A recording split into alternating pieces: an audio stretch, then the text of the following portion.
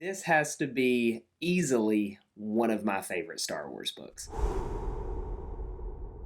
Welcome back. It's time for another book review, and today we are covering Star Wars Shadow of the Sith. For this one, since it is a kind of new book, it came out about a year and a half ago, I'm going to try to be as general as possible. So I'm going to cut down on the spoilers, but I'll let you know if any do happen to come up. So let's hop into the overview. This book was released in June of 2022, and Adam Christopher is the author. If you are going hardcover, this book is going to be 496 pages. If you choose the audiobook, it's pretty lengthy. It's going to come in at 17 hours and 12 minutes. I actually read this book instead of audiobook, which is kind of rare for me because I don't like to read, but I will say it was a quick read. It draws you in very quickly, and it's pretty engaging. As far as the Star Wars timeline goes, this is going to be roughly 20 years after Return of the Jedi.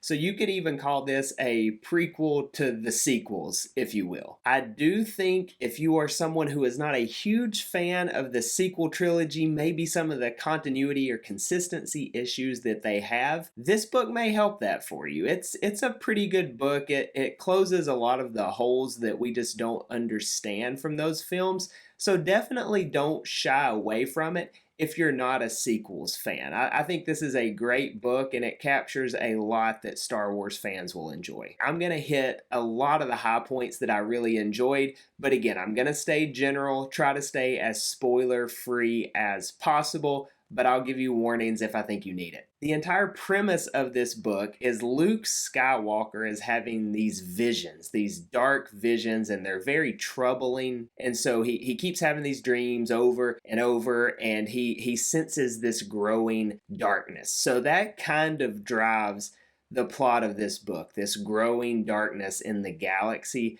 post Return of the Jedi. You see characters like Ben Solo and Lor San Tekka that you're familiar with from the sequel trilogy, so it's nice to tie those in there. We have Lando Calrissian, so we have a familiar original trilogy character, but one of the coolest things we get out of this book that connects the original trilogy and the sequel trilogy is the fact that it pulls in Rey as a young girl and her parents, as well as Exegol. So we get this wide range of topics that are covered in Star Wars in the sequels, but maybe just didn't have as much details as we would like to know about. So this book does a great job of filling in those blanks. If you remember in the Rise of Skywalker, we learn about Lando and Luke's hunt for Exegol and the hunt for the Sith Wayfinder.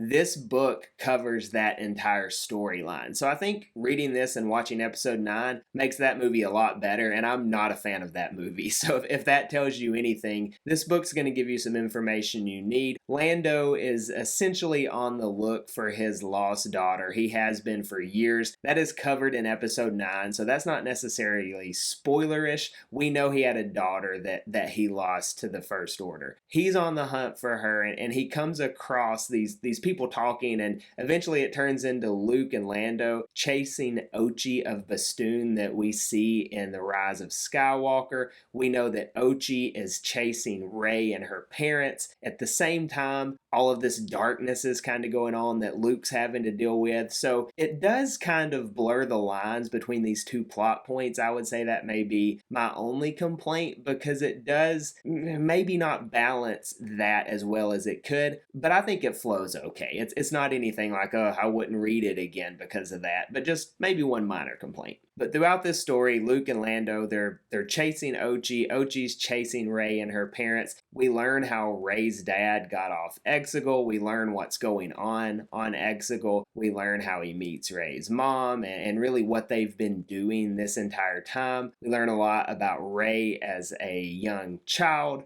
We even see how she ends up on Jakku. So again, fills in a lot of blanks that we just don't understand from the sequels. This one part may be a little spoilerish, so pause the video, skip ahead like 30 seconds if you don't want to hear it. But when Luke is having these visions, he hears from Anakin Skywalker and sees Anakin's Force Ghost. So that is a super cool thing to see in this book, and now we've seen it on screen in Ahsoka. So Anakin's Force Ghost being in this story, being active in the Star Wars story as a whole, that's a cool thing to see. We are also introduced to some new villains in this book. So there is a woman named Kiva, and she also is having an issue to where she is being possessed by a Sith relic from Darth Noctis. So that's kind of the bad guy in this book that Luke is fighting against while also chasing Ochi. So kind of like I said, there's a balance between those two stories, but that's what's going on there. The thing I think though that Star Wars fans will enjoy the most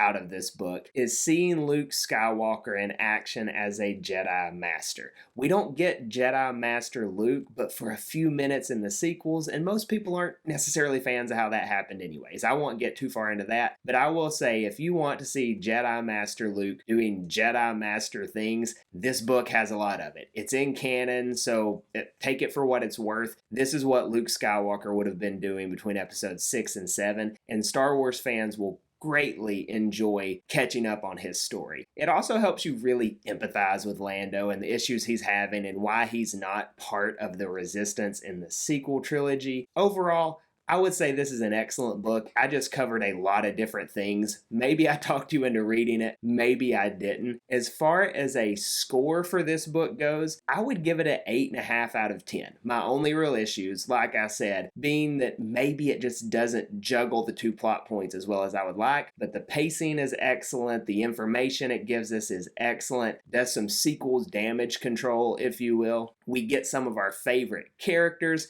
so I can't complain about any of that. It's a well-written book overall. Definitely give it a try. I'll put the link to this book on Amazon in the description below, but I'd also like you to know about Libby. Libby doesn't pay me or anything like that. I just want you to know how you can get free books. So if you're in the United States, you can use this, go through your local library. You can get audiobooks for free or the digital books on your phone, tablet, computer, whatever you want. I'll drop a link to that as well. Check that out if you haven't heard of it. Otherwise, thanks so much for watching and check out one of these videos next.